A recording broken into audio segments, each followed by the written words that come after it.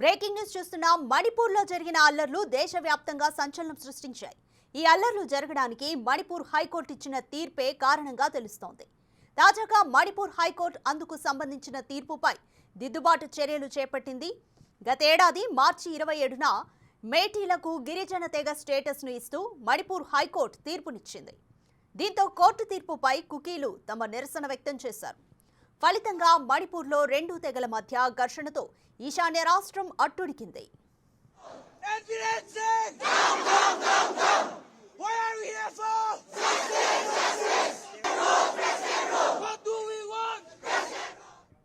మరోవైపు తాజాగా ఆనాటి తీర్పులోని ఓ పారాగ్రాఫ్ను మణిపూర్ హైకోర్టు తొలగించింది.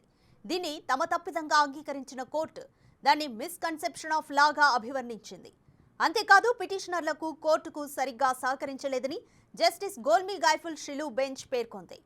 మణిపూర్ మేటీ తెగపై ఇచ్చిన తీర్పు గతంలో supreme court Maharashtra versus Milind and ORS కేసులో ఇచ్చిన తీర్పుకు వ్యతిరేకంగా ఉందని అభిప్రాయపడింది.